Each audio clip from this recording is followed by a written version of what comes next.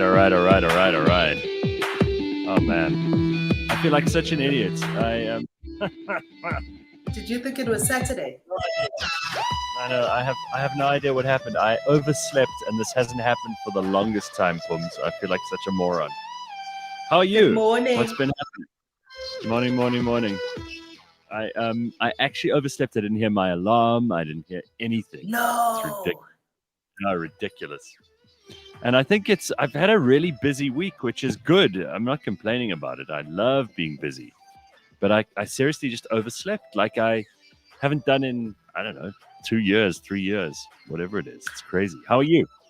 That is a serious, like, it's one of those fears that I have about Thursday mornings. Yeah.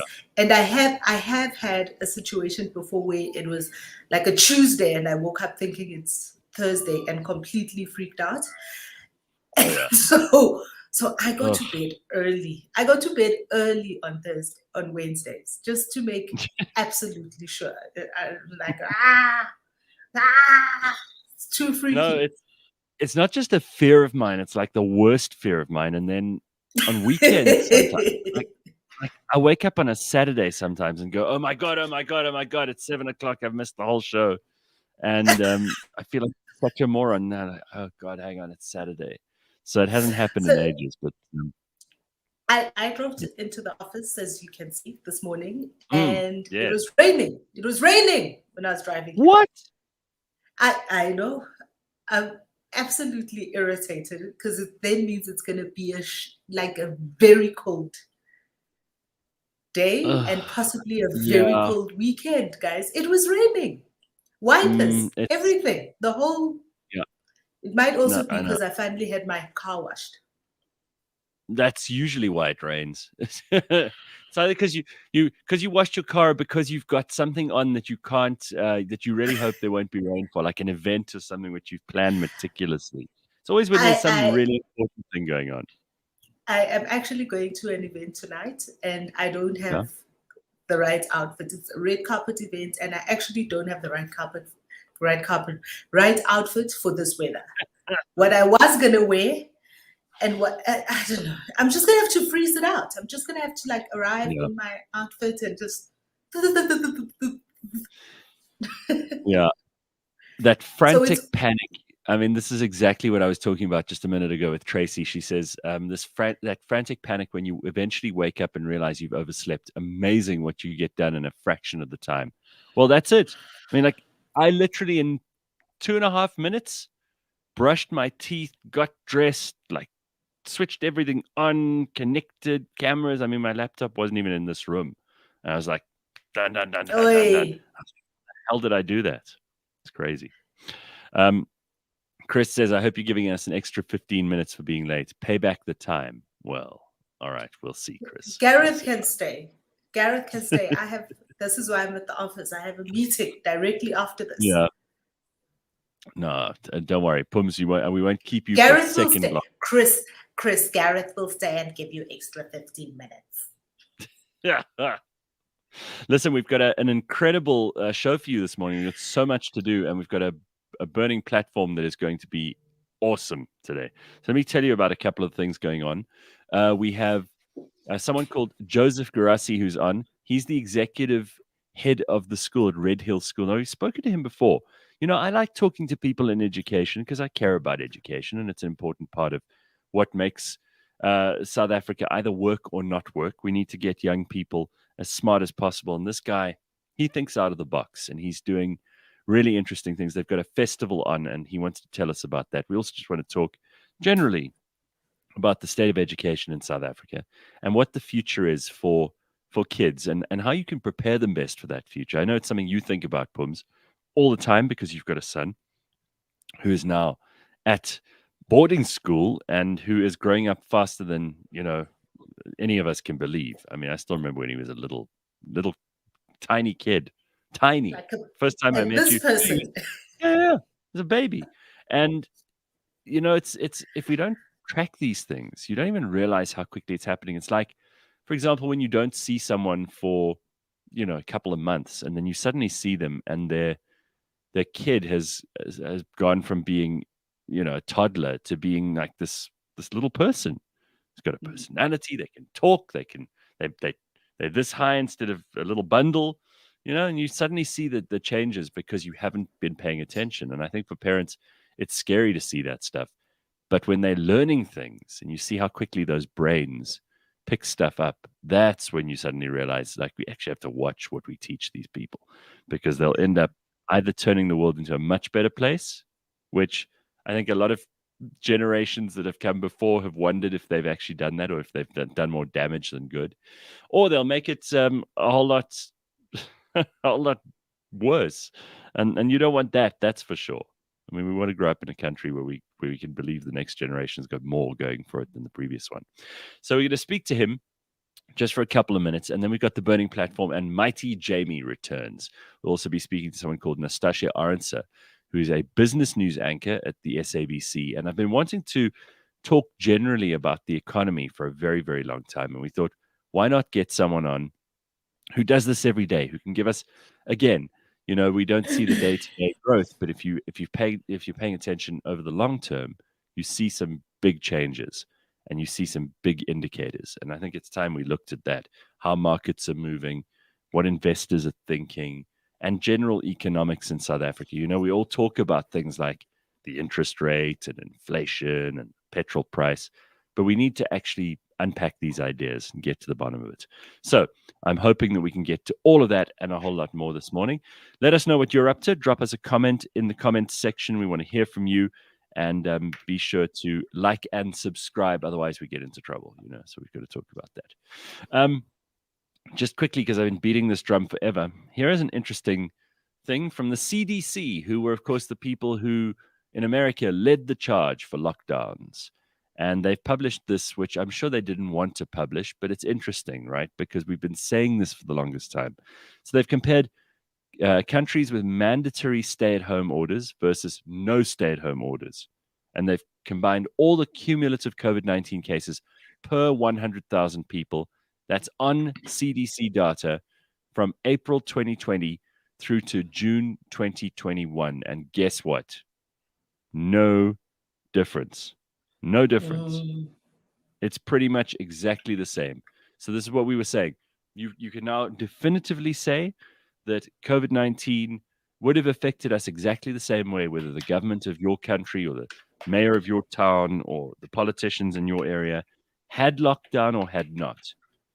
But the big problem here is, obviously, if you compare all the details of everything else, like jobs, like people's relationships, like the way we behave towards each other, everything else, disaster in the lockdown areas, not such a disaster in the non-lockdown areas. So there it is. After, 2.5 years, we can now definitively say this was an absolute unmitigated mistake.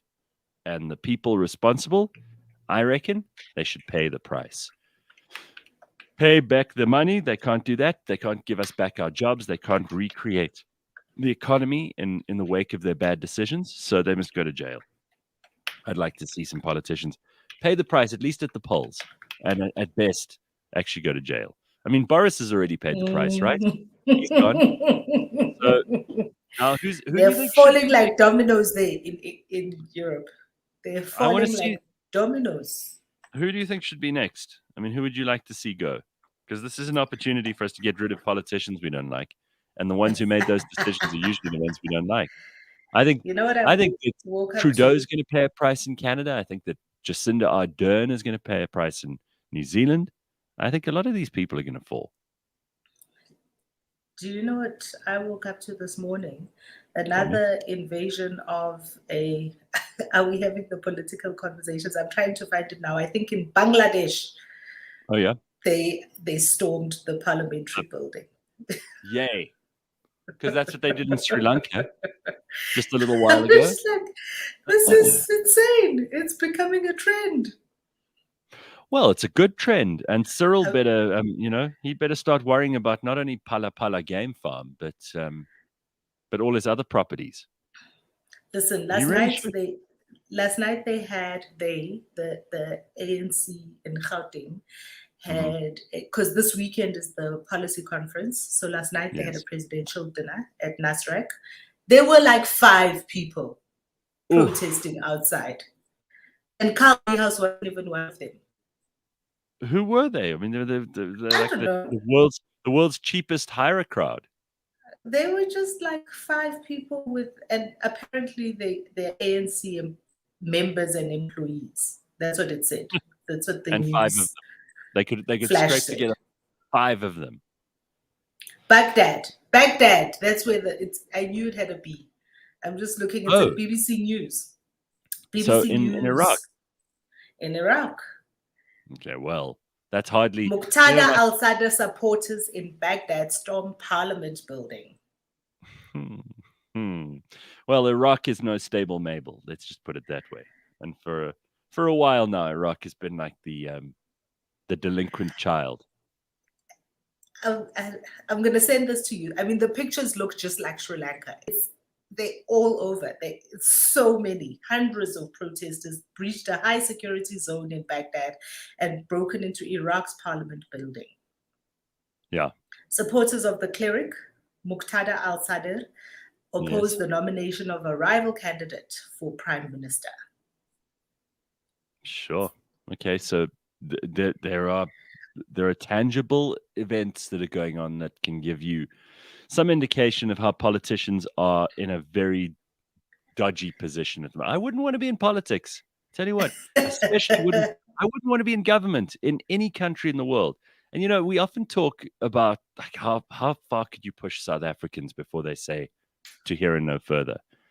We're not the kind of people really who are going to do massive revolutionary things. I don't think South Africans are like that. You can push us and push us and push us. We don't like take up arms and storm the president's house or the union buildings, but we do get pissed off and we withhold our money and we stop participating in the elections, which has started long ago, right? The elections are just not a thing for such a huge proportion of South Africans at the moment that to even get them back there, to make them participate again in democracy is going to be a big ask. And remember, this is a country where people paid a huge price for that. Just shows you how annoyed they must be, how completely disillusioned they are. And I think that people are also in a position where there's not a whole lot they can do. Like, if you're hungry and you don't have a job and you don't have any means of getting from A to B, and we're such a big country with vast distances between places, the poorest of South Africa's people probably live in circumstances which don't allow them to like get up, take up arms and revolt in any enormous way. That's why there are only 5 people at the ANC thing at Nasrec protesting. People can't afford to get. I wonder who organized it. Yeah. Well, one of the things I really did, because it was so scant. It was literally like 5 people with little posters.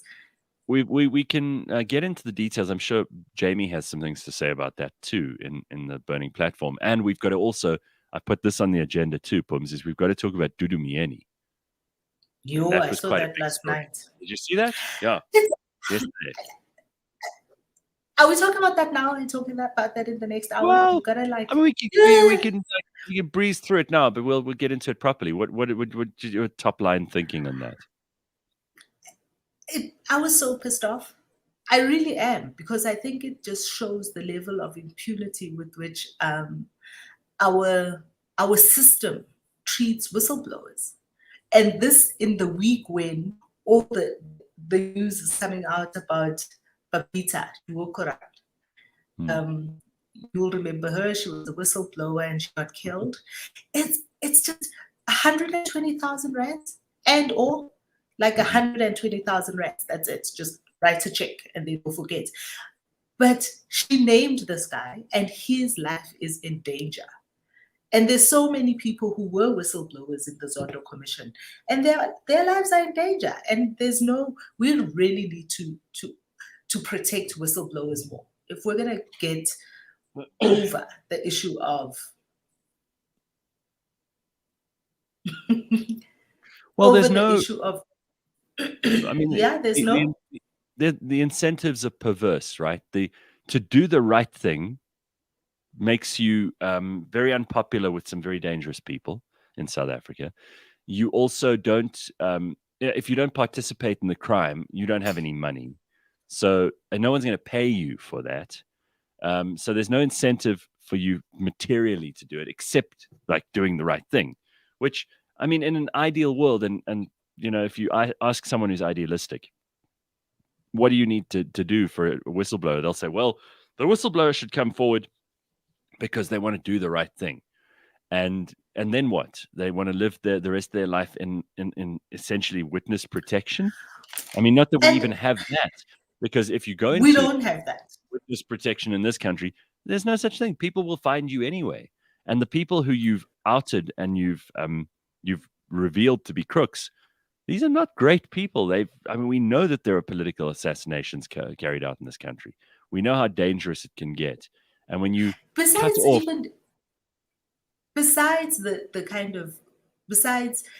physically killing people, there are many ways to kind of victimize people following that. And we know it happened in Eskom. Some of those whistleblowers that came out, they got completely victimized. They got hounded out of the organization.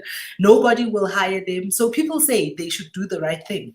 But now that they have done the right thing, they have no jobs. They have no income. Some have lost houses. In today's Daily Maverick, when I woke up this morning and looked at the headlines, the Daily Maverick is also running, and I think Daily Maverick is also running an article about coming out of the Zondo Commission, and we've spoken about this before. Prasa's legacy, it's called Prasa's legacy of whistleblower victimization and corruption cover-up.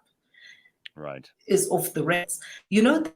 That's what happens. So people come out, people do the right thing, people oppose the corruption, people speak out about it, and then they get victimized and they get suspended and they lose their jobs. Even private sector won't hire them. Private sector won't hire them because, remember, we spoke about this and I said private sector also keeps the ANC in power. They won't hire those individuals because they have decided that they cannot afford to hire those individuals because it might jeopardize contracts that they have with the government. Yeah. And government is the biggest player in the economy. So unless you have a small business and you just you decide, all right, well, whatever business we do, we'll exclude government, which I think a lot of businesses can't afford to do, but probably, government won't work with them anyway. So they have to make it, you piece it together in any case. But I mean, how else are you meant to work? So the system, that is what pissed me off about Tutumieni's 120,000 rand. So yeah, I'll just plead guilty and I'll negotiate.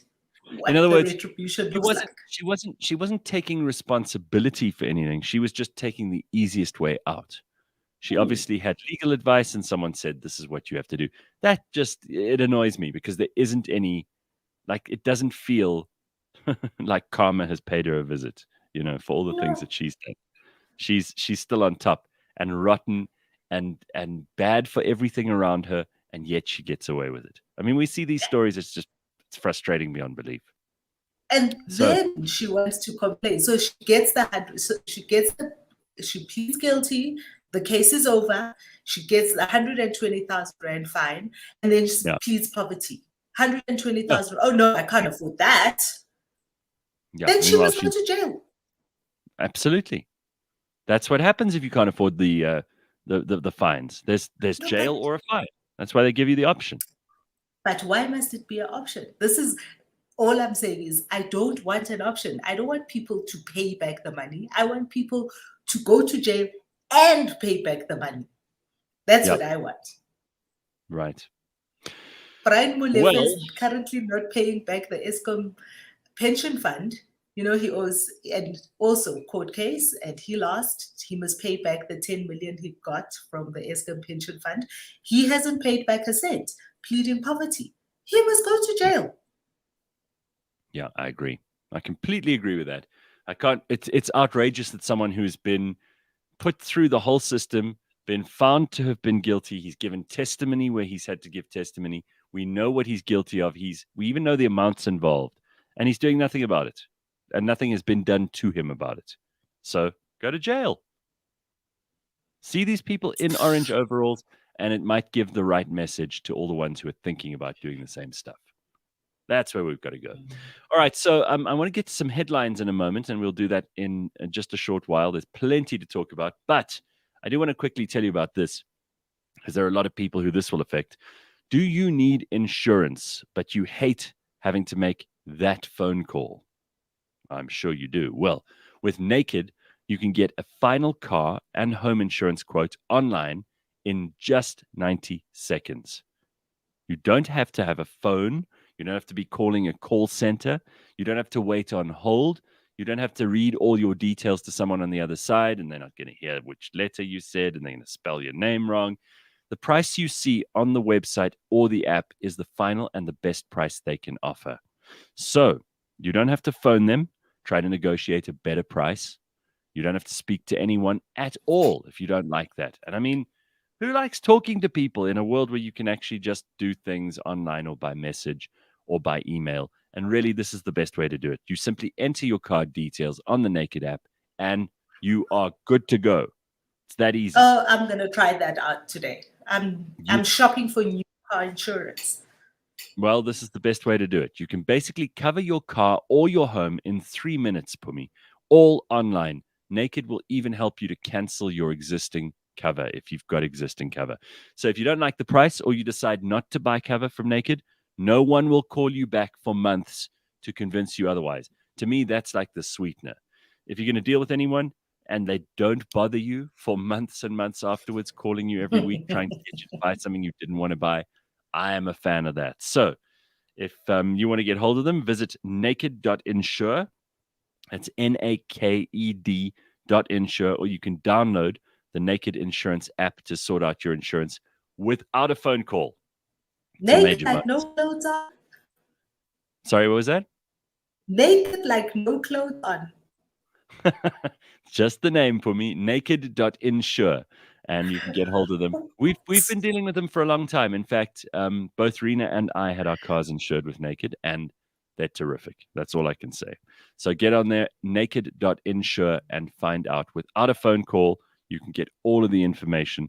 You can get it right there. Naked Financial Technology is an authorized FSP. That's a financial service provider. Naked Financial Technology, an authorized financial services provider. Go to naked.insure to find out more. You'll be glad that you did. I'll tell you all about it next week. Excellent. Tell you about my experience. There's a follow-up. That's great. So listen, you are one of these people who pays attention to people who I should be paying more attention to. And the person who immediately comes to mind is Martha Stewart. Now, you remember Martha Stewart's interesting, man. I mean, this woman is she's like a billionaire. She did all of this by making housekeeping, home, you know, what do they call it? Homemaker stuff. Being a, doilies and baking. I shudder to say the word housewife because I sometimes think with the amount of time I spend tidying up and sorting things out around the house, the amount of stuff I watch on YouTube and Instagram or whatever else about the good housekeeping. That's Martha Stewart stuff. So, I mean, maybe I'm probably a housewife in some people's definition. So you could be a billionaire. I love this woman. I think she's amazing. Like she's brought about this industry which has made her extremely rich. But then she did also go to jail, so she's got like this cool edge. She and Snoop Dogg, and she's best friends with Snoop Dogg. I know, like best friends. The two of them talk all the time, and she's this like white lady from suburbia who has figured out how to organize your kitchen better. And Snoop Dogg is probably one of the coolest people in the whole world, and they get on like a house on fire. So when I hear Martha Stewart, I'm always curious. And she's in the news Except again. last week was a little bit sad. Last week was a little bit sad because one of the things that Martha Stewart has in her backyard are peacocks. And they were attacked. They were attacked. Peacocks and peahen were attacked by a coyote. Because, this is a problem that they have in America, like wildlife of that nature. And she put out an Instagram post about her mourning. But the thing about it was so weird because in the back, you know how in your Instagram you can have music, she had Marvin Gaye, Let's Get It On, which kind of made me think, wow. Listen, I feel sorry for her. Obviously, these were her pets, right? And you don't want anyone to lose their pet, because it's very, very heartbreaking. And for some people, their pets are their children. And Martha Stewart obviously really cared about this peacock. She's got two of them. I think there were 5 of them. No, I think there were 5 of them. Five. It wasn't. Yeah, she had quite a number. And there were 5 of them that were attacked. Six feathered friends. And they were attacked in broad daylight, she said in her Oh my God. By a coyote, which is with like a little like fox wolf type North American canine. Anyway, so this poor woman, she announces this on the internet, but she announces it with Marvin Gaye's "Let's Get It On" in the background, which got me thinking about the ways in which we mourn, right? So like, because that is what it's about for her. She's mourning. It's her beloved pets. They've been eaten. They've been savaged in the backyard, in their own home. And, you know, maybe she just needed the sultry, soulful sounds of Brother Marvin, you know, to keep her like... Well, you know what I was listening to yesterday? I was driving back from a dinner, and I asked Siri to play me a soul playlist. And man, were there some good songs. So for about, I don't know, the 15-minute journey that it took me, I was listening to some great music. You know, where you just needed, you know, everybody goes through a stage where, because I listen to podcasts, and, you know, sometimes I run out of podcasts because my playlist ends, which is rare, but it happens. It's like, for example, you know, those days where you actually get your whole to-do list done. You're like, you can't even believe it. You go, oh my God, I've ticked off everything on my to-do list, because there's usually always something that waits till the next day. Anyway, the funniest thing is... But they were making fun of her about that. And I didn't think that she needed to be... About her Marvin Gaye, that it's such a bizarre song choice to make this announcement. And I was thinking, but it's like soothing music. Maybe that's what she needed. She needed like... That's maybe the stuff. Yeah, that's the stuff that she needs to feed her soul with. Marvin Gaye, nothing wrong with that. And people do mourn in different ways, Phumi. I mean, there's nothing wrong with that, especially if you've got a pet that's unusual. Like keeping 5 peacocks it's a strange thing to do. She has probably got a lot of space. I mean, she lives out in like upstate New York. She does live in like a mini... It's not a ranch, full-on ranch, but it's, you know, got lots of space. Lots of space for peacocks to be strutting around. All right. And you mentioned Carl Niehaus earlier. And, you know, we've talked about what a sad individual he is, and just how like outrageous his claims are, and how he'll do anything to just feel relevant in an ANC, which is increasingly becoming like a ridiculous party to belong to. It's just becoming ridiculous. There's no other way to put it. But apparently he's back in the news. You said he wasn't at that little protest with the 5 people, but he isn't in the news anymore. No, he wasn't in yesterday's one, but he was at the Durban one. He had organized a protest in Durban on Sunday for the closing of the KZN conference. And obviously, because KZN conference, you know, the president has to close the conference, and there was lots of talk about whether he would actually show up. He didn't. To which he did. He did show up. Oh, he did? Cyril. No, Cyril did arrive. Okay. No, he did arrive, and he did do the closing comments. There was a little bit of a hurly-burly up front with, you know, Wenzenu Zuma. But they calmed down and they let him speak. And he carried on to speak for 45 minutes. Shame. Hey, at least when you say they allowed, he just forces his way in. Some people don't ask for permission. He's not forcing his way in. He is the president of their party. No, I'm talking about Carl. I'm talking about Carl Niehaus. Oh, shame, Carl. Things, yeah. No, Carl was outside. He was with his protest. He'd organized a protest. And it was a sizable protest outside that Olive Conference Center. Unlike yesterday's one. They needed Carl yesterday to organize yesterday's one. I just want to go back to the peacocks for a second because Tabo says, aren't peacocks dumb? I'd rather have koi fish. Well, I mean, both are not my idea of a perfect pet by any means. If you're going to have pets, like try to have something that actually is, first of all, mammal is usually a good place to start because at least What makes koi smarter than peacocks? What do I koi don't do? think they are. I don't think koi. So someone, the reason this came up is Lebang was saying she's just moved into a new house and there's this koi pond with a whole bunch of fish in it and they need a lot of care and maintenance. And it's like They do. having another kid on the balance sheet in terms of costs. So she's trying to get rid of them. And she made a not so disguised attempt to sell her koi fish on the show on Tuesday. So Lebang was getting rid of her koi, and we got into a conversation because some people who listen to us obviously have koi fish, and they said they're quite smart. That apparently they will come when you feed them, and they start to respond to the sound of their owner's voice, which I didn't. I mean, I'm not sure if I believe it because I've never seen it for myself. But why would I doubt that someone who owns koi would lie about that? I mean, there's a reason to have these things, right?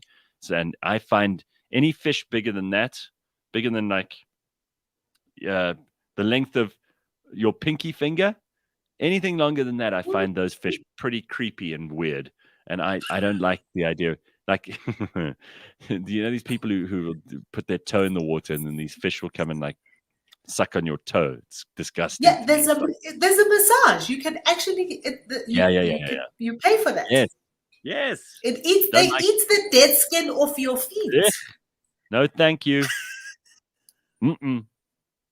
So I don't like any fish bigger than that. So I have this. I'm starting off from a very negative place with fish, and I can't believe that that any of them. You know, they always say like a memory of a goldfish because the goldfish will go around its bowl once, and it'll be like, "Oh, look, something new." That's why it's called a twit.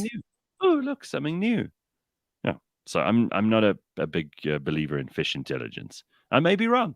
I may be completely wrong. I'm willing to be corrected, but those are not pets that I'd be interested in keeping.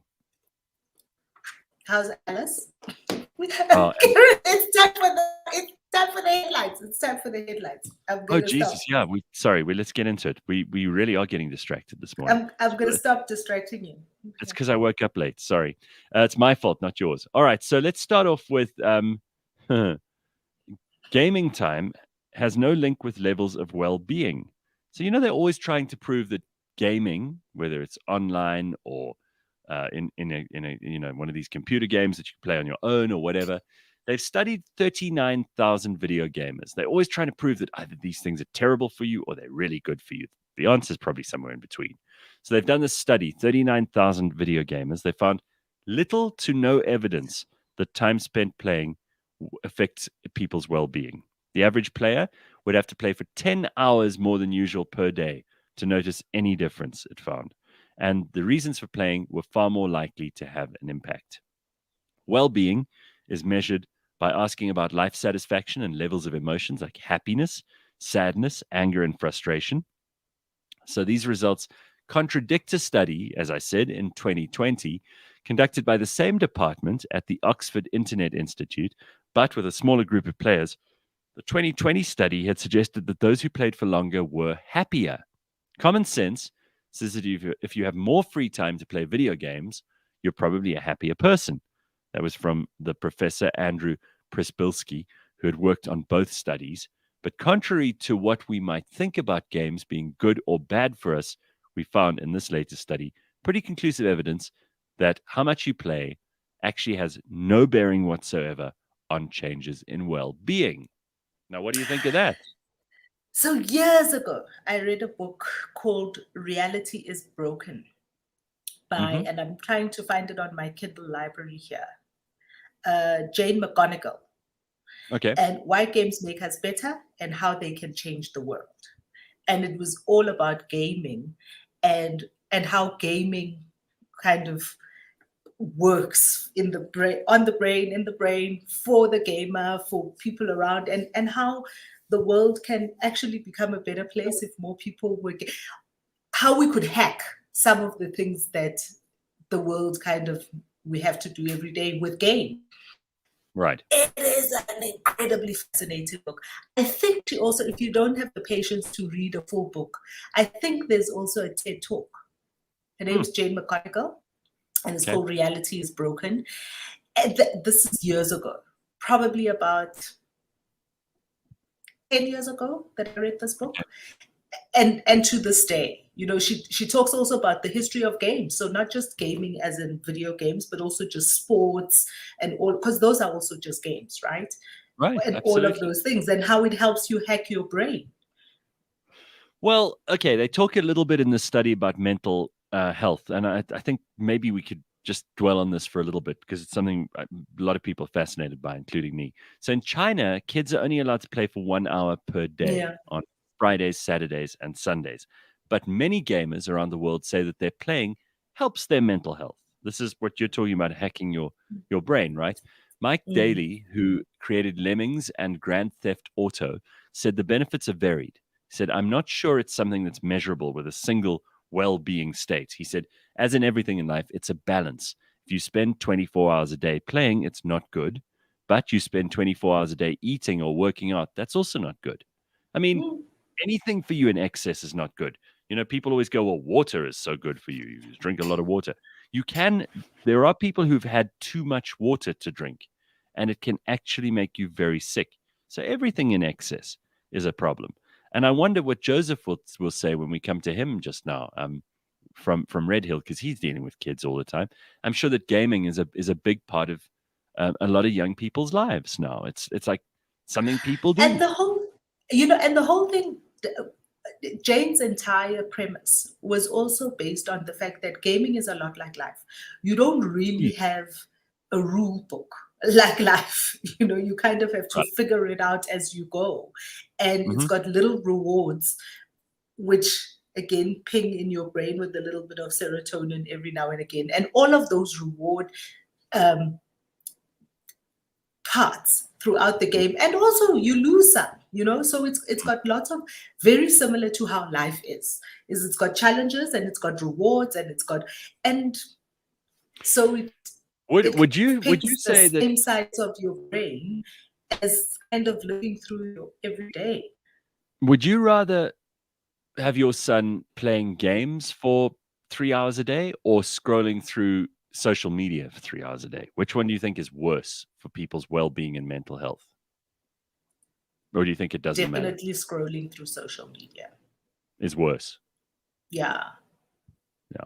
And he's a big gamer. He's big into gaming, and obviously through the lockdown, this was also the only way that they could he and his friends could connect with each other, because when they're all connected onto the internet, they get to talk to each other and they all get to play the same game. These multiplayer universes that they're in. So that was good for him. But he is also likes going outside. So he knows how to shut down the game and go and play outside. Well, again, balance. You can't be in front of a screen all day. But if you know that, okay, 3 hours is enough, I'll go outside, get some air, do some things, eat some food, talk to another human being in the real world, and then play another hour. And then I think you're okay. And it's hard to figure these things. As you say, there are no rules. There's no guidebook to this. So you have to figure it out yourself. Anyway, Dig Bick, which I love the name here. Gaming allows for good storytelling and lessons when you play the right games. And Ethan agrees, games are brilliant. And then Vutzako says, yes, Reality is Broken by McGonagall is a TED Talk. You can check it out. Very good. All right. It's time for us to speak to Joseph Gerassi, who is the executive head of school at Redhill. We've spoken to Joseph before, and I always like talking to people who are in education. They give us a little bit of insight into what the next generation may be learning, how much better than us, how much more well-prepared for a future they're going to be, how much more they understand about what the future could be than we did. Education's always changing, and the people who are at the forefront of this are the people developing the next big thing. We'll talk to him also about the Redhill Festival, which is happening, and we're going to find out about that too. But it's a great pleasure to welcome Joseph Gerassi back. Hey, Joseph, how are you? Gareth, I'm really, really well. Thanks for having me on. It's nice to see you. And as I said to Phumi earlier, your responsibility of having to look after so many of our children and raise them as well as possible and teach them the right things. Because let's face it, schools these days are in very many of the circumstances stand-in parents, even if it's just for a few hours a day or sometimes a little bit more.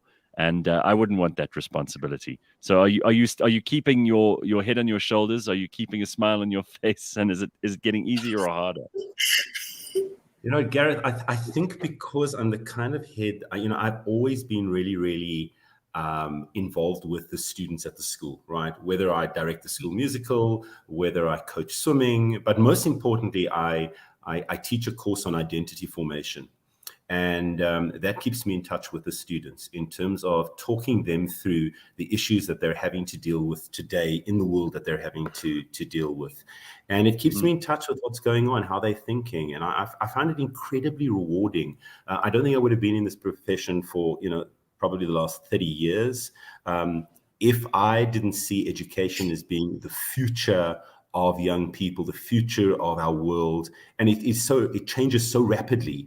That I spend a lot of my time researching education just so that I can be on top of things. And I think, that's probably what gives us a little bit of the edge. We are always thinking one step ahead. What's happening overseas? What's happening in the Nordic countries? What's going on in Scandinavia? What's going on in Singapore? And are we at the forefront of education? So it keeps me on my toes. But again, as you know, we have to deal with the outside world, and the outside world affects the kids.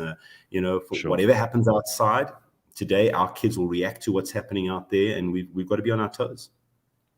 Listen, we hear so many bad news stories in South Africa about education. It's always about how, the Department of Basic Education have failed at this, or this minister hasn't done their job, or these textbooks weren't delivered, or these kids are learning under a tree. We don't really hear the good stories. And there are plenty of people in education who are doing the best they can and doing a terrific job. And, I talk to parents some of the time, and it amazes me how much has happened and how much has changed in education from the ridiculous days when Phumi and I were at school. But it is exciting, right? And there's so much new innovation going on. Yeah, there's huge innovation. And I will continue to say that our best schools in South Africa are amongst the best in the world. And our graduates go all over the world and are getting into the top universities all across the world. So that gives me a lot of encouragement and I feel very, very proud. So anyone who wants to kind of take away from the education system as a whole would be wrong.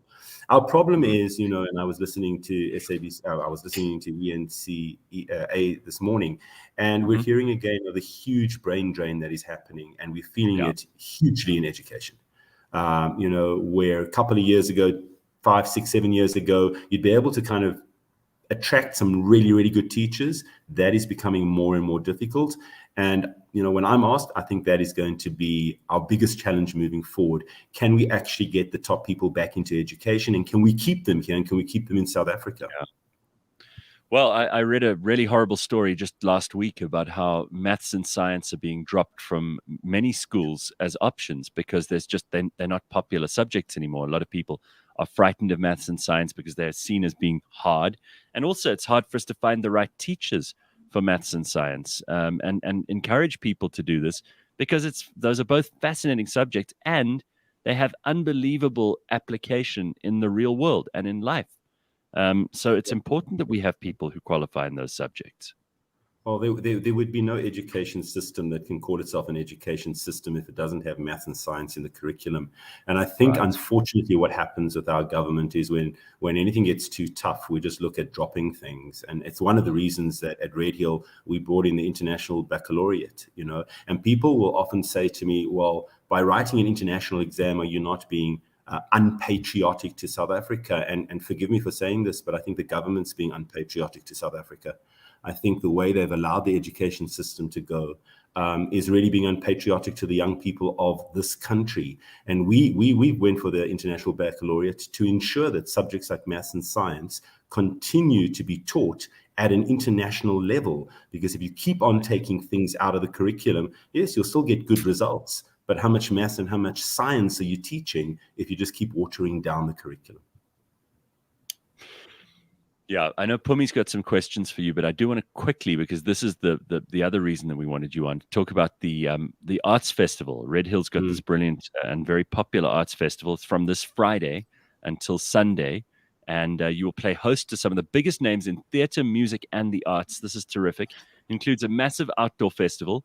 extensive variety of theatre productions, carefully curated art exhibition, magical children's entertainment area, and the aim is to provide something for each and every family member to enjoy. So you go along. It's not like, oh, we have to watch this play by kids who can't sing, or or we have to go and see this, this terrible thing that's a bit depressing, but every kid has to participate. So we try to get them involved in arts. Like, there's something here for every parent, every kid, and it'll be for all ages. So it's really, really cool. And there's an indoor coffee shop. There's a farmer's market outdoors. There's lots to do at this festival. Yeah, this was something that I brought to Redhill about 5 or 6 years ago. Unfortunately, we had to stop through COVID, but we're back again. Yeah. And there were two reasons for this. One, Redhill really, really believes in the arts, and we have a full-on music program that runs right from kindergarten all the way through the school. We have arts programs, drama programs. What we wanted to do was also give back to the arts community. You know how ravaged the arts community was during COVID. And we wanted to put something back into the arts. So every single one of the artists, every one of the productions are getting paid, no matter who comes to see the show, whether they have two people in the audience or full. We are paying them their full salaries to be there, to try and get young people into the theatre again, to try and get practitioners back onto the stage again. And we're hoping that this will give it a boost. But also, it's time for us to celebrate life again. It's time for us to get back onto the Redhill campus. Is a beautiful campus. It really lends itself to an arts festival environment. And the festival is very similar to the National Arts Festival or to the Hilton Festival. As you said, it's 4 days. It starts tonight with an art exhibition that has been curated by Kim Lieberman. It has incredible works, and we really talk there about arts being a way of changing the world. Tomorrow we have full-on productions in the morning. Our students attend those productions, and they're the directors, and the actors stay behind to talk about their productions. Into the evening, full-on night market.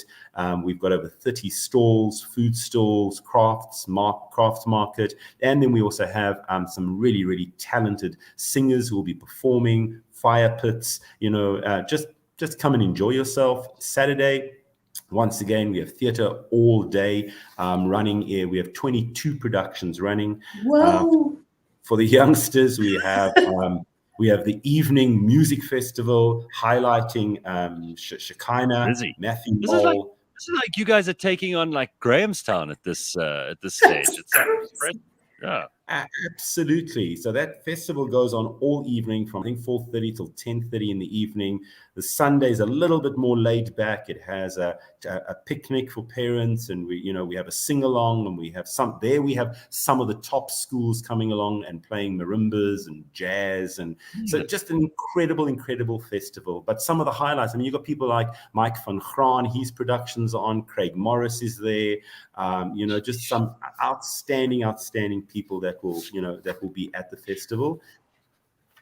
We've almost run out of time. Pums, I know this is something close to your heart too, education and the things. I mean, maybe we must get Joseph in. We must just come visit. Yeah, for a whole hour. For a whole hour, we must get you on and just talk a little bit about where things are going. And also, there's so much stuff that the kids of school today are dealing with that we never even thought about when we were at school. I want to get into some of that too. So maybe we'll. This is really cool. You must definitely come back. Also, because I was worried that you would actually look like a headmaster. So it was a little bit. So there's always a little bit of PTSD when talking to headmasters. I'm very not the standard headmaster. Ask myself. In fact, my kids kind of on the campus, if I'm walking past, they kind of yell out to me, "Bro, Joe." So, Okay. Oh wow. Not well, Mr. Gerassi. If I'd even tried Brad Joe, I would have had a red ass from a beating, which kind of school we went to. Anyway, thank you so much, Joseph. We'll get you back on. So hold on before you go. On the day, there's a little bit of logistics that people need to know wanting to come out to Redhill and support the festival. How do people get tickets? I know a lot of schools have moved away from having cash on campus. So how do people get tickets? Practical Phumi. You see, Pums, this is where your mothering skills come in. She's like, where do we park? Where do we get tickets? How do we go? there's the campus is big, and if some of you have driven past it that side in Sandton, but where's the parking? Where's all of that kind of stuff? Okay, so first of all, you're absolutely right. To get tickets, you get on to redhillartsfestival.co.za. We've got an incredibly interactive program on the website. And whatever production you'd like to go into, you just press book and it takes you through to our ticketing office, and you'll be able to get tickets there. On every one of the days, you can park either on the campus.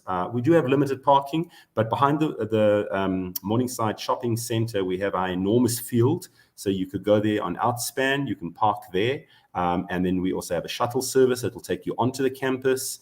And then it's free entrance onto the campus, but obviously for the different shows, you'll pay.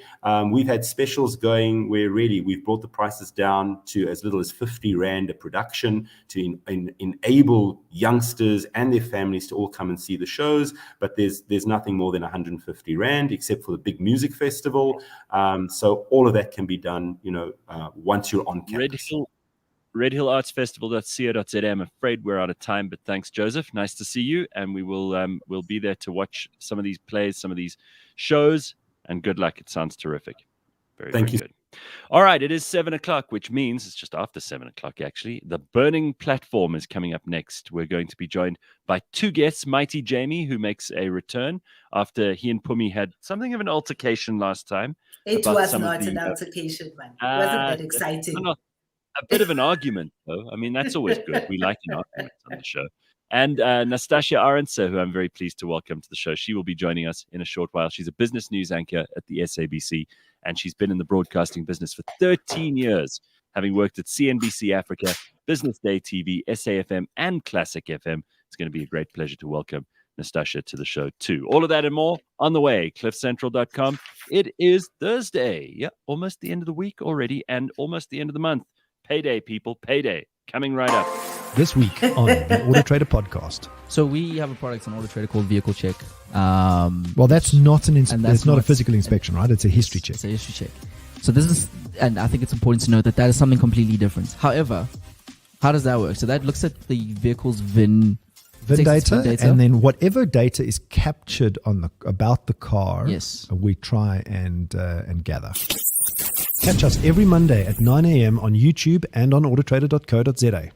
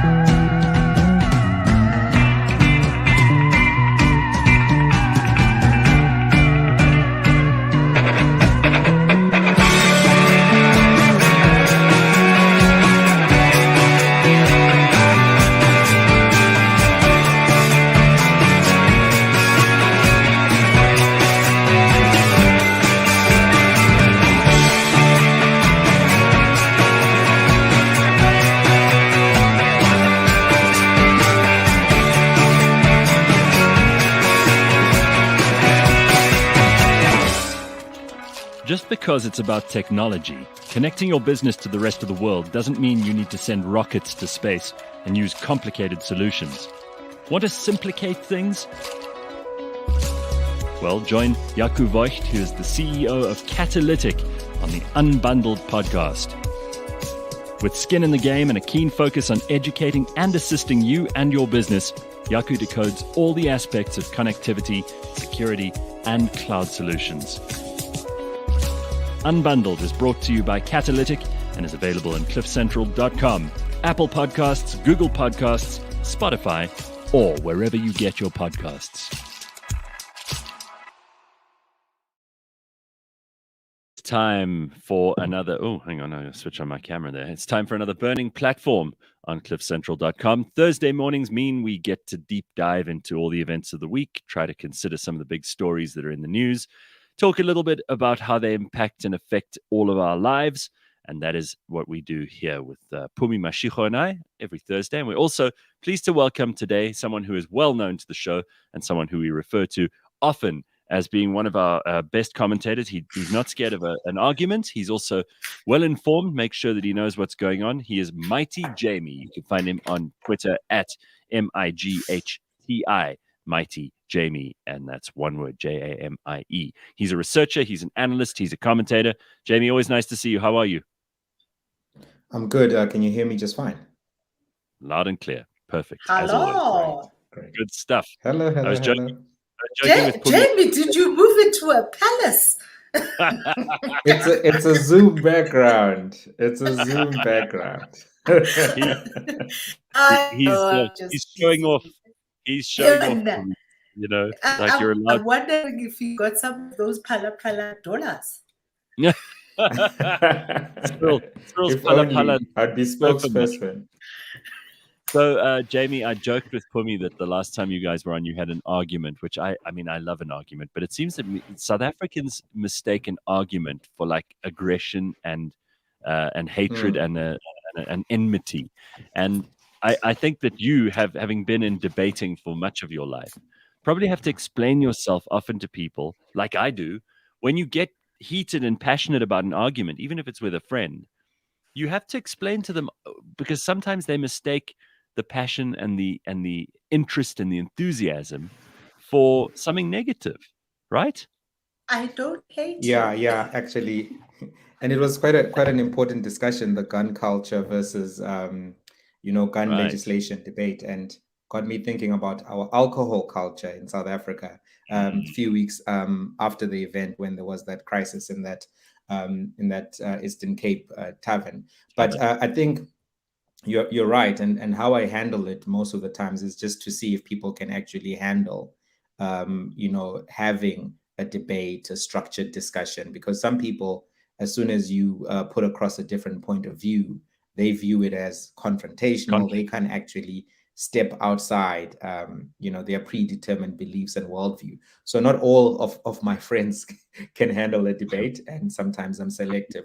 And sometimes people don't have sufficient information for you to have a high quality discussion with them. And you almost have to guide them towards some information that they need to have prior, because some debates can get very technical. I've seen on some podcasts as well, some of the more popular ones that are outside of your platform, where people have discussions about politics, and you can tell that, this podcast host has not actually studied the fundamentals of politics. And that's why they are suggesting things which are like outside the realm of representative democracy or even direct democracy.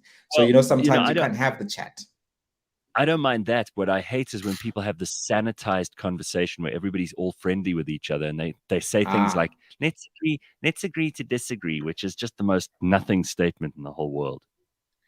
Yeah, there's a lot of what is it? Is it political correctness? Or it's not political correctness. It's almost like, it's politeness. You make South Africans. Politeness. South Africans don't actually like to disagree with each other, because we've been raised to think that that's a bad thing, and I think it's a big problem, long term. But let's introduce our other guest, because I don't want to spend too much time talking about the intricacies of a debate that we may still have.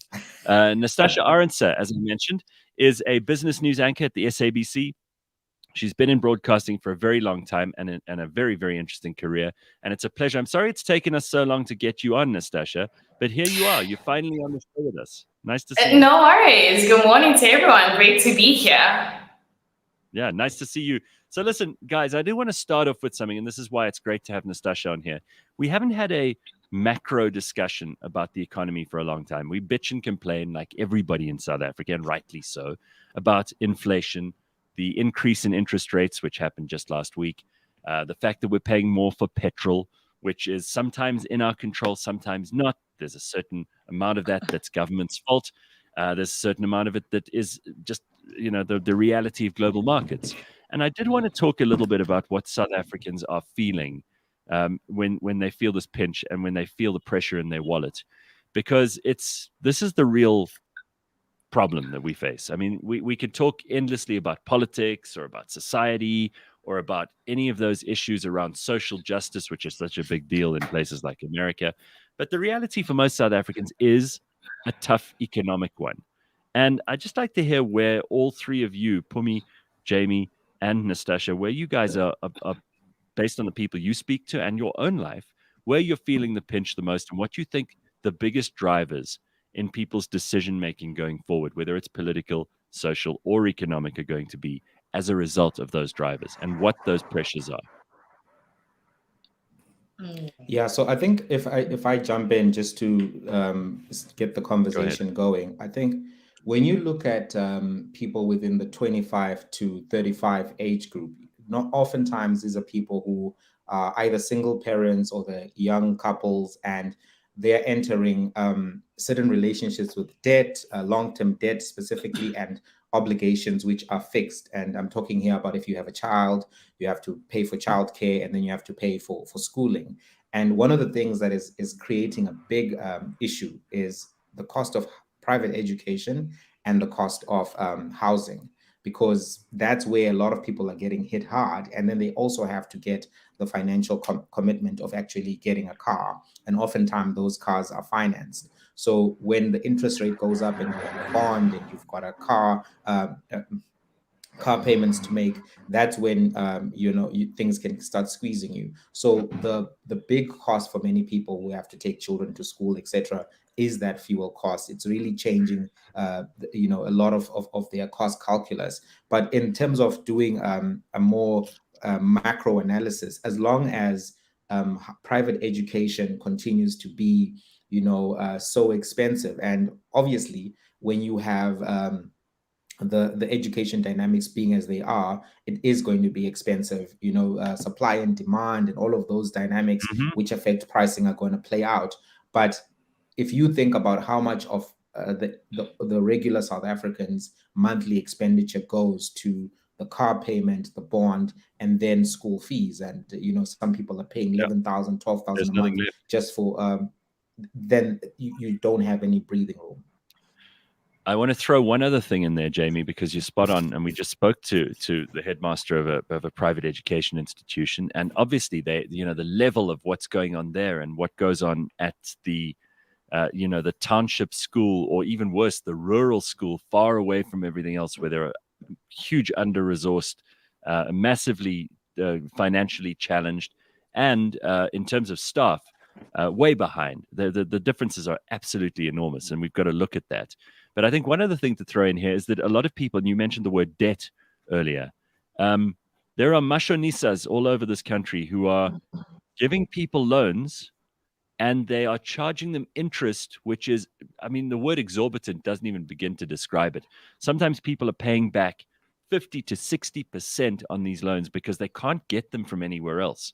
They can't get them from financial institutions because they're not banked. They don't have a credit record.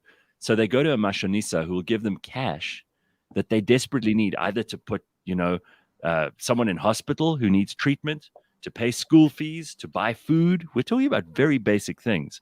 And then they get completely shellacked by the interest rates from these mashonisas. And I think that's a big problem in this country that nobody talks about.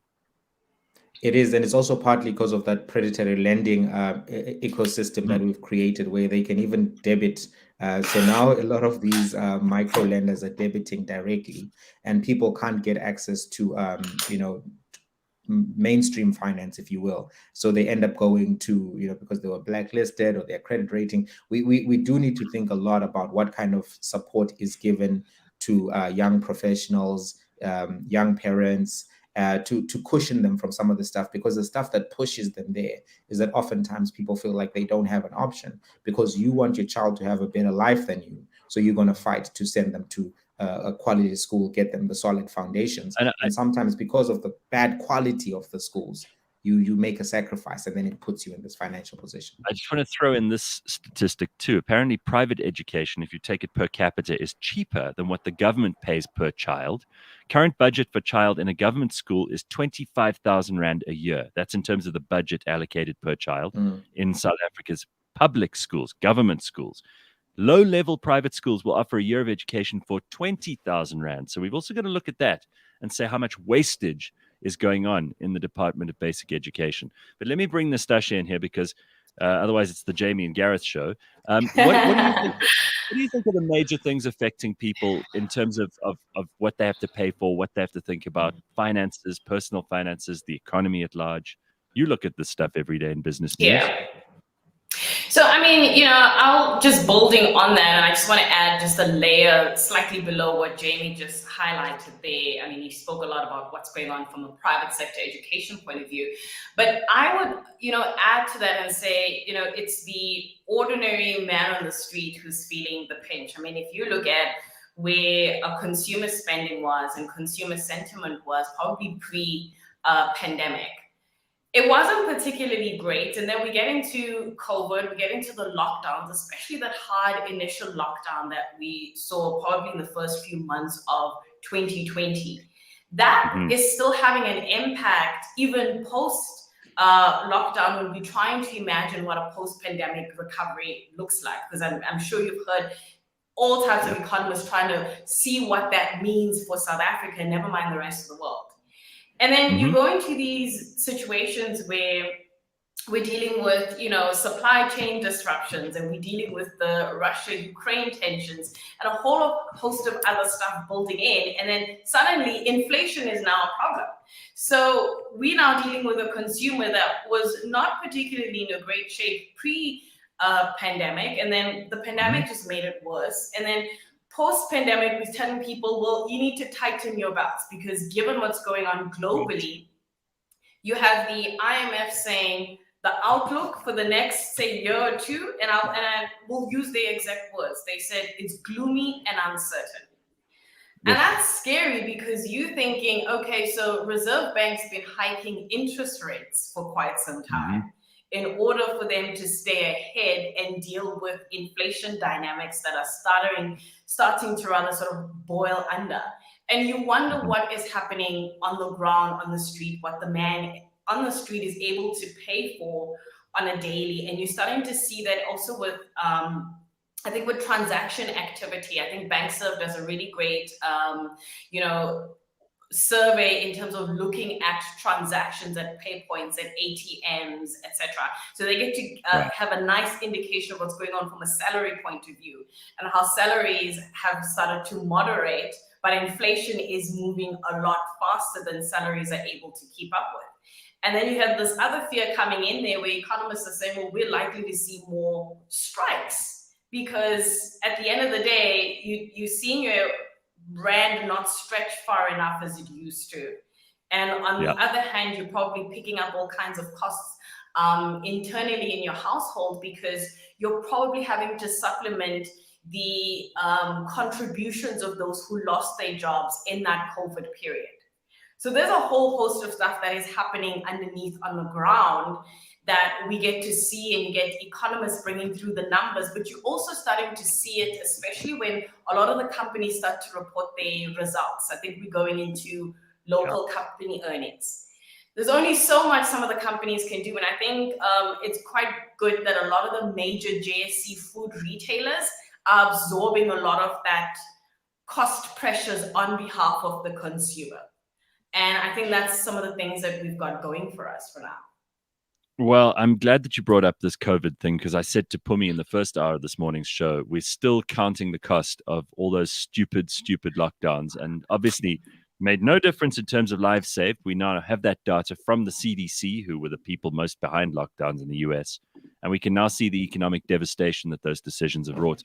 And I do hope politicians end up paying a price for their bad decision making, because if we have another health scare, another global pandemic, and people behave like they did in this one, I think people are going to have less patience with governments than they did this previous time. Phumi? Another global pandemic is not going to be the problem that we have to worry about, to deal with. But I think you know what COVID has done is it's distracted us from looking at what the real numbers look like before COVID. South Africa's economy has been spluttering way before COVID and any of the COVID lockdowns. What that did was it exacerbated it, and we are currently sitting in a situation. I was watching last night. I'm sure you'd have seen with Nancy Pelosi and wanting to go to Taiwan, right? And the Chinese, and the Chinese threatening to shoot down her plane if she does. Right? What? What? And what the hell Nancy Pelosi wants to go to Taiwan? You know, the last time that an American at that level went to Taiwan was Newt Gingrich. It's like a very long time ago. But I want to talk to you guys about the numbers of monthly income in South Africa in 2020. There is, at UCT, they have an Institute of Strategic Marketing, and they release, and it's important for marketers to understand household incomes, because that's who you market to and how you market your products, right? And they released their statistic. They do this over a period of time, and their 2017 to 2020 comparison shows a very sharp decline of what was there, you know, middle class and upper middle class and the top end earners. And the decline is so sharp, guys, that the top end earners, and this is, you know, adults who earn over 70,000 rand a month. That's what a top earner is in this country. The decline is, it halved between 2017 and 2020. It halved. The number of people in that income bracket halved. And what you also see on the bottom end of the scale is you see what the ultra poor, and they're categorized as ultra poor, so people who earn less than 3,500 rand a month, survivors, people who earn between 3,500 and 8,000 rand a month, and skilled strugglers. So these are people with a degree, with a skill of some sort, but they earn between 8,000 and 22,000 rand a month. All of those three categories have swelled. You know, they have gone up. In the ultra poor, 7 million adults were added to that range. You know, where it used to be 9 million adults before, it's now 16 million adults. In the skilled strugglers, which kind of, Jamie, you were talking to new income earners, young people starting in their new jobs, that's where they fall into that category. That has decreased, become less by 2 million people. This is what South Africa looked like in 2020. This is what it looked like in 2020, and where we are today. You know, on Monday, Stats SA released their liquidations statistics documents. So liquidations over the past year. And even those numbers are staggering. The number of people who have become liquidated, the number of businesses that have been liquidated in the past year. And unfortunately, we have a policy here, and I practiced how to say your name. And now that I'm speaking, because I looked at it and it was spelled funny, and I was like, I've never seen this spelling. So I did practice how to say your name.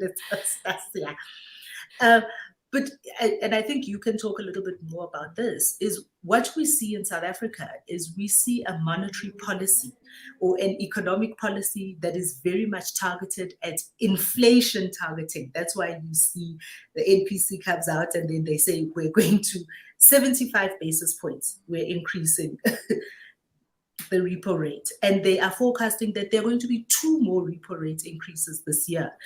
It doesn't work. It's an old system that is not working for South Africans. South Africans are saying there is no more money. My pockets are already perforated. I can't pay anymore. I can't pay anymore for petrol. I can't pay anymore for inflation. I can't pay anymore. And yet they are not coming up with innovative and clever ways of dealing with our economic policy so that it serves the people. So I think, you know, when you listen to Lesetja Kanyako, you know, try to explain the reason why, you know, MPC is generally the quickest way to deal with inflation. And I think the simplest way in which I can explain it, I think in the 80s, if we take it back to the US, there's this term they like to throw around, or they call it the Volcker rule. And this kind of goes back to Yes, Paul Volcker. And at the time, there's this famous saying that they sort of quote in a lot of media where he says central banking is the only game in town in order to deal with inflation, especially when you're seeing it so rampant. And the reason we sort of go that route is because all the other sort of innovative ways that you could think of, say, increasing taxes in order to cool down spending, or in supporting different other industries in order to deal with economic productivity, take quite some time for those policies to get pushed right through. I mean, if you even take our local national government, for instance, just trying to get a policy and a bill passed through and it's signed and you all agree and we've got equal contribution, it's going to take quite some time. So that is why oftentimes, central banks will try and use a contractionary way of cooling down the economy in order to bring inflation under control. In that way, we're not all, you kind of reducing your ability to spend, and not in the way to your detriment, but it's to sort of protect you, for lack of a better description. And we've heard these arguments where people have been saying, well, why are we increasing interest rates? And I think in South Africa, some economists have tried to compare the Reserve Bank with some of the other central banks in emerging countries. And the other is that even when we talk about these innovative ways that we can do, that we can also call it, enforce to deal with inflation, there isn't a lot of analysis and evidence that say that if we deal with it differently, it works. I mean, some will bring up Pakistan, I just think recently, which just completely went off the hinges. The president and the prime minister had to resign. It was a complete mess. UK Prime Minister Boris Johnson also had to resign because, well, you've failed to manage the cost of living for a lot of the, people who live in the UK. Prime Minister Mario Draghi is dealing with the exact same issue where the economy is not going in the way that you want it to. And to Lesetja's credit, I mean, he's done quite a bit to try and explain why monetary policy goes in the way that it does. And what has actually been great, and you gotta give kudos to some of the economists, especially within the Reserve Bank. Last year, we were talking about US inflation, and we all know when the US sneezes, everybody catches a cold. It's just the way the dynamics are. And the US misread inflation for the longest time, since March last year, which is unbelievable. And everybody kept saying inflation is hot. You got to do something. You got to increase rates. And at least our Reserve Bank had the foresight to say, we're going to hike in November. We're going to hike before the Americans do, because by the time they catch on that the inflation is high, a lot of the sort of risky money is going to move away from South Africa to the US in any case. So let's just try and be ahead of the curve. And we've done it probably, Nastassia, I would like to also jump in after. Okay, I don't think that what we're saying is that it is not the quickest way. What I am saying is that for a very long time, South Africa has been on this trajectory. So and we do have the highest tax regime in the world, right? And for a very long time, that's why I bring the numbers of 2020. This has been the indicator. And what our government has failed to do for probably since about 2011, what our government has failed to do is read the signs and respond accordingly. The very far extreme, which nobody saw coming, and analysts are always, one of my favorite quotes is how analysts get it wrong 50% of the time, and the other 50% of the time it surprises them, right? We did not see Ukraine coming, but what was all the indicators that we saw in the past 2-3 years, and now that's why I bring up the issue of Nancy Pelosi going to Taiwan, is some kind of struggle between China and America. At the worst case scenario, it being an all-out war. our government has failed to look at all of those signs and say, how do we make the cost of living for South Africans a more workable situation? And where we are today is that they need short-term solutions for a problem that has been building for a very long time. That's all I'm saying. No, I agree with you. I'll say I agree with you. But on the cost of living thing, is it not then a policy issue? For the longest time, we've been. That's what I said. No, so I think in me defending the Reserve Bank's, stance when it comes to increasing rates, that was just me just, laying it out in terms of why policy has gone that way from a monetary policy perspective. From a other policy perspective, when we're dealing with how do we deal with education, with job growth, etc., that has just been, what we've seen is policymakers almost pulling in different directions. They're all running with their own different mandates, and nobody's coming together to actually say, how are we actually going to fix the economy to create jobs?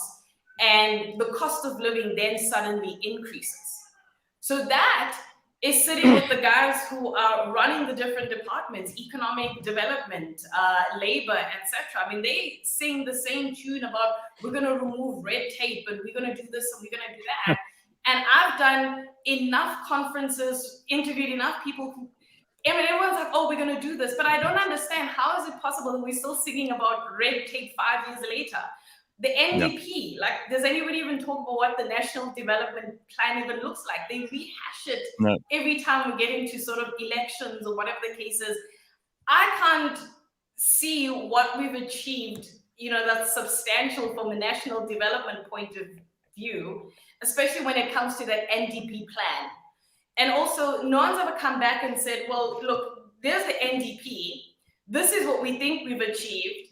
And we've now taken COVID into consideration, and this is how back we are, or this is how we've been set back as a result of COVID and mismanagement within SOEs and our policies On that note, 2 million jobs, they reckon, were lost because of lockdowns. Lockdowns, not because of COVID. Let's call it what it is. So I hate to bang on the same drum, but if you don't want the cost of living to go up, don't do things like lockdowns, right? You can say Jamie wanted to say something. Yeah. Jamie wanted Jamie. to add something. Yeah, so what I wanted to say is that focusing on the monetary policy discussion, that number one, we shouldn't necessarily just agree with Reserve Bank governors simply because they say stuff often.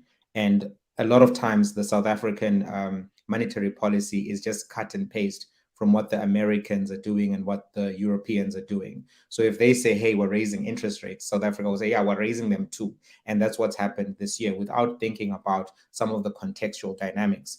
The South African monetary policy has always been, we're going to try to stay within the 3 to 6% window for inflation. But you don't necessarily need to stay within that window, which has been the argument, right? And we can see now that a country can operate with a higher window. I mean, I think the UK is at 11% right now. America's over 9%. So the reason why people have argued for expansionary monetary policy is to make sure that the economy is stimulated in the right way. Right? Businesses which need to lend to hire people to produce products at a cost that's competitive so that they can export them. And now we're talking about households that are overexposed and are struggling to meet the cost of living. So in fact, even though Boris Johnson is a controversial figure, he didn't lose his job because of monetary policy. He lost it because too many scandals had caught up with him.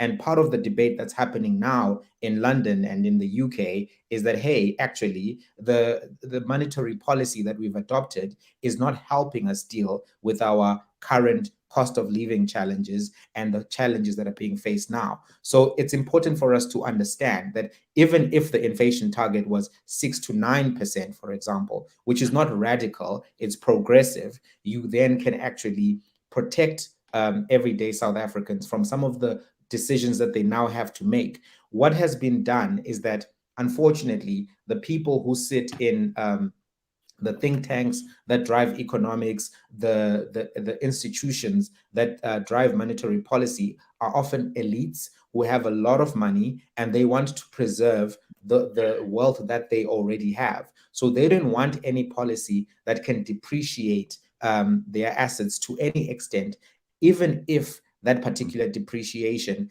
does stimulate the economy and maybe make the money somewhere else. So to protect the wealth that they already have, they often will say, don't pursue anything that will add to inflation, because the guy who's sitting on $1 billion, he doesn't want you to depreciate his assets by even 2%, even because for him, 2% of a lot will make a big difference. But for everyone else who's either poor, struggling middle class, or even just at the bottom of the wealth totem pole, some of these monetary policies are preventing them from being able to build the businesses that they need to build to grow their businesses at the right way. Now, the question then becomes, if the not the Federal Reserve, just the Reserve Bank won't do it, then you can move to the other questions of policy to say, what is Treasury going to do? What is going to be done to actually allow the growth creating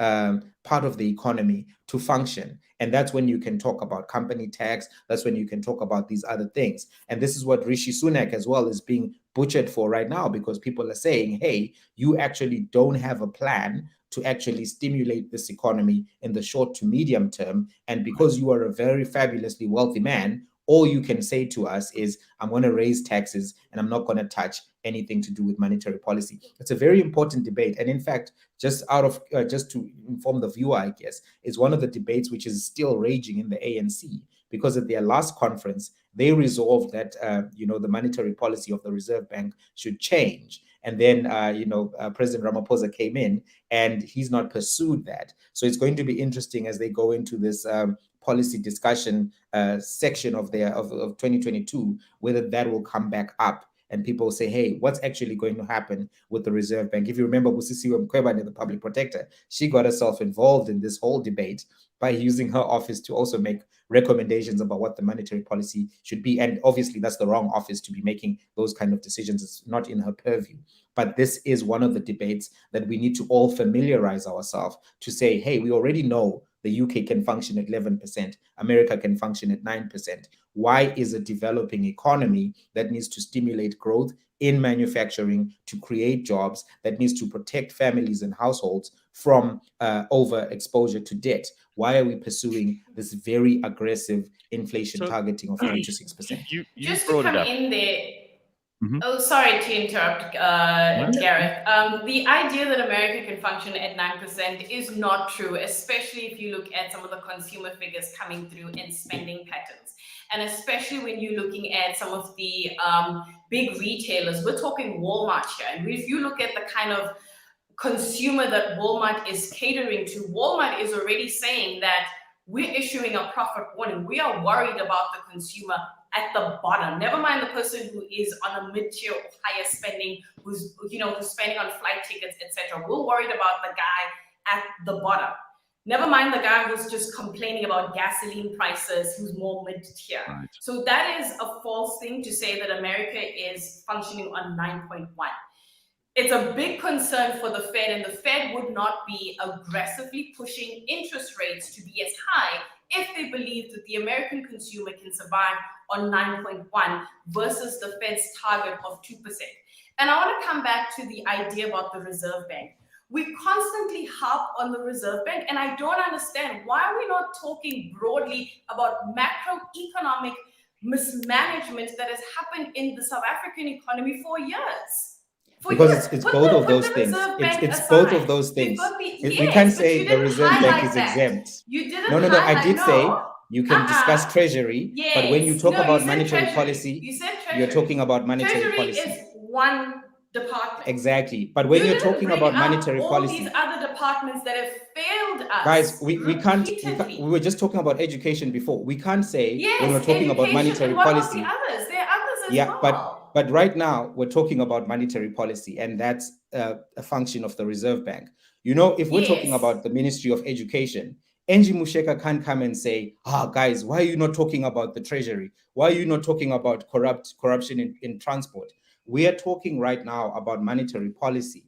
And when I say function, I'm not saying that things are not tough for Americans. What I'm saying is that at the macroeconomic level, the argument that a country cannot sustain itself with higher burdens of inflation is not necessarily true. I'm not talking about hyperinflation. I'm talking about expanding the bracket. And remember, I said moving it from 3 to 6 to something from 6 to 8, right? So if you look at the American case study, why are Americans struggling to make ends meet right now? Is because the cost of gas has shot through the roof throughout this year. And the other thing is that the Federal Reserve, the American Federal Reserve, for the last 20 years has pursued a policy of quantitative easing, where they have been flushing money into the economy. And we saw what happened when the pandemic broke out. They gave people a bunch of bundles of money throughout the pandemic. That's what has created this level of inflation, not necessarily the fact that the inflation targeting. So you see, the Federal Reserve of America is speaking both ways, because they pursued the policy of quantitative easing.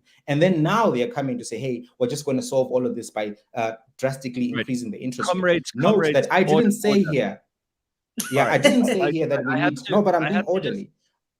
I'm just saying that I'm not saying in my criticism of the monetary policy that we need both to have quantitative easing and to have expansive inflation targeting. I'm just saying that the narrow inflation targeting is killing businesses.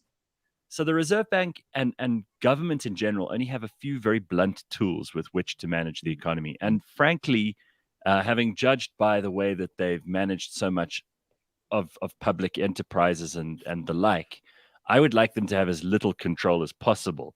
And I say that advisedly because I know I'm going to get a little bit of opprobrium from all of you on this. And, you know, there's a good argument to be made for government having less or more control in an economy. But the Reserve Bank can only play with interest rates. It's the only tool they have. And it's not the best way to guarantee an outcome. That's the honest to God truth. The other thing about this is that we can't talk about these things for too long, because people, as much as it affects them way more than the politics, they get bored. And when you start talking about quantitative easing, unless that's actual money in their pockets, which it was for Americans, I don't really understand terms like this. I have to think about it when I hear these things. But we have to make these things accessible, Gareth, because it's affecting, people have car payments, they've got bonds, they've got obligations. Jamie, isn't this a real indictment of Thomas Piketty and his bullshit about quantitative easing? Because if you ever needed proof that an economic theory was bullshit, just put it into practice. And I think that's what we've got here.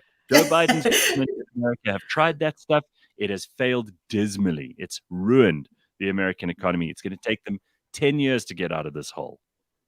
So, even though we know that Boris Johnson's exit, as it were, was a number of different things that snowballed into a shitstorm for him, right? But again, the thing about inflation and cost of living, all of those things become the straw that breaks any donkey's back, right? So, and where they are today in the UK, and this is just an interesting bit of information. Yesterday, for the first time in 14 years, McDonald's had to increase their prices of the cheeseburger in the UK, past their psychological, unlike here in South Africa, it's in the 20s or whatever, but almost all over the world, they have the psychological number of either €1 or $1 kind of meals. And yesterday they've increased the price of their cheeseburger past that one euro to 119 or 120 or something like that. And that, my dear, is, after all the terms, after all of the quantitative easing, and that's what it actually comes down to. People are just like, this is rubbish in my life. If I have to pay more for petrol, if I have to pay more for my burger, if I have to pay more for this, then this government is shit and this government has got to go. Yeah. I mean, that's what it boils down to for most people. It's like, what does this thing cost? And I love the way they always do this with politicians, and you guys must love this. I mean, Nastassia, you've probably done it before a couple of times. You get a politician in the studio, you get them on camera, and you say to them, what does bread actually cost? And they don't know. Because in our country especially, The politicians don't deal with day-to-day costs. They don't know how much a tank of petrol costs. They don't pay for their petrol. They've got a blue light brigade of like 6 or 7 cars with heavy, massive gas guzzling cars. They don't know what it costs to fill them up. They're not even there when they fill the car up. They don't know what bread You costs. know what would be a good question to ask? A good question to ask would be to ask the Reserve Bank governor as well. How much is the monthly repayment on a car, and how much is a small business loan repayment? Because oftentimes when these interest rate decisions are being made, they don't think, what did this restaurant need in order to make monthly payments and to pay its employees and to be able to meet its obligations. A lot of businesses have shut down simply because they can't keep doing the business. So, you know, that study that you were talking about, it would be interesting if we did a small business study to say, you know, over the last 4 years, why have small businesses been closing and how are they helped or not helped? Because, you know, when we talk about these interest rate conversations, sometimes we're not thinking about where are we actually it's about households, it's about, you know, people who have these debt obligations, but it's also about small businesses. It's also about, if you say, hey, we want that macro conversation we started with, we want to have more manufacturing in South Africa. To have more manufacturing, you need to have people being able to build the factories, to be able to hire their employees, and then to be able to sell the product at market for cheap. But if they don't get the support that they need from their environment, which is partly the Treasury, partly the Small Business Ministry, but also the Federal Reserve, and they do have limited tools, but one of those tools is the interest rate. So if you then ask the guy who's making sneakers or maybe starting a small alcohol brand, Cuff Brewership, or even has a new vineyard, that how did this actually affect you? And if they tell you, I'm having to fire people, I'm having to raise the cost of my product to try to make to break even.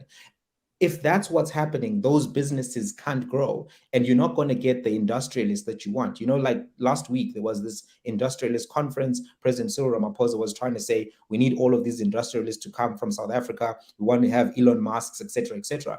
But you don't get industrialists without the right level of support for them. And Correct. Elon Musk himself is a big industrialist because he got a lot of benefits from the American government.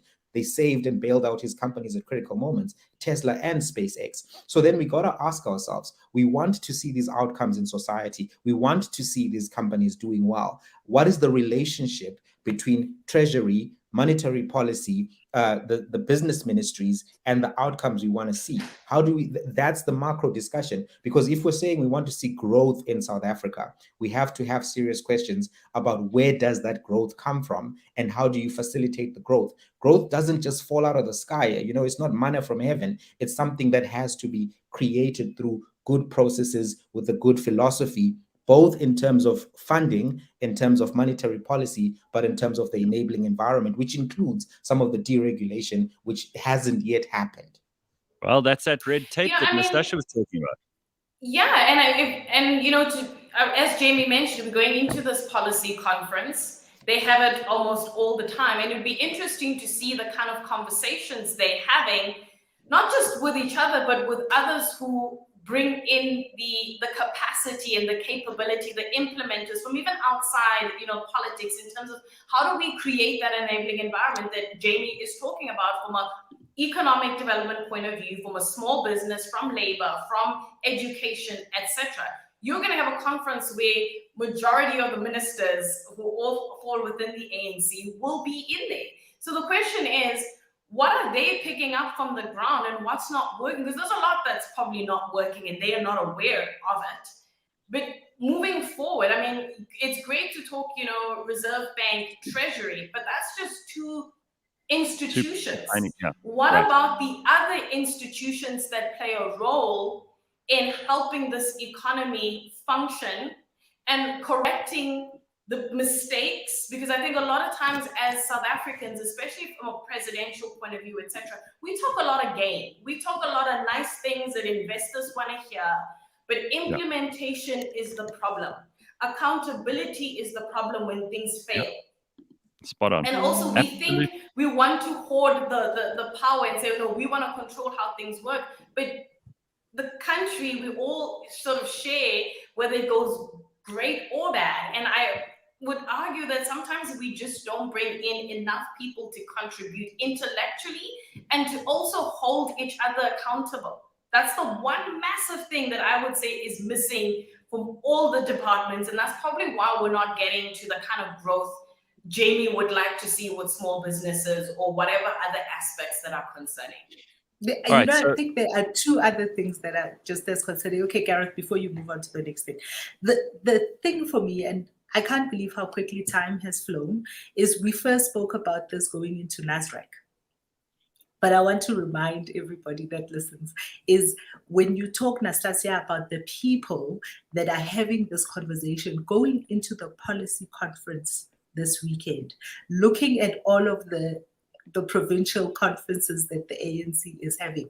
Guys, those are the people having this conversation on all our behalves. So if you sit here, Gareth, you say, as people's eyes glaze over as they hear these terms like quantitative easing, this is also the person, the man on the streets who is in that voting booth in the conference. Those are the people who the ANC brings into this policy conference to have these conversations, because the high quality people who should be having these conversations, who do have this information, who are the experts, the academics, the economists, all of those individuals would much rather spend their weekends sipping cognac with their friends than being part of conversations such as this, which is why it's very important that then let's challenge have the these ANC conversations to say, too. you know what, at your next conference, open it, invite it to everybody so that we all participate, and let's see what we come up with. I don't know. Don't say the words challenge the ANC. They've got enough challenges. No, we must challenge ourselves. Yeah, they're falling apart. Now, I know where Phumi's going on this, and I think it's a valid point, but a lot of this has to do with like just incompetent decision makers. And if we tend to lionize and to demonize whoever we like or we don't like in politics. And if it's Lesetja Kganyago and people love him, then he's the hero and he's the guy we've got to listen to. And if it's Trevor Manuel, people go, oh, he's fantastic. And then, Des van Rooyen comes in and it's all disastrous.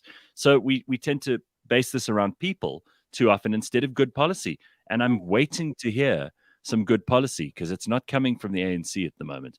On that note, so guys, let's just, because we need to refer and reflect on some of the political stuff, we've got like 7 minutes left of the show.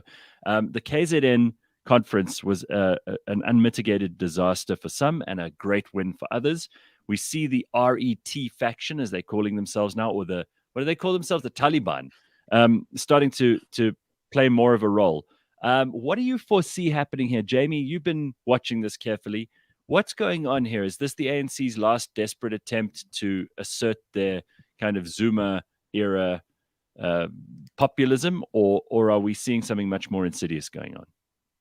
Well, I'll try to be quick. I think the first thing that we're seeing is that the divisions within the ANC are here to stay, and that's going to affect them going into 2024, because when you're squabbling amongst yourselves, those squabbles also are consumed by the public. And if other political formations can maintain a unified front and just say we're better than these squabbling guys, that's going to work in their favor. So I think they may end up even below the 45% that some of the polls are projecting for them.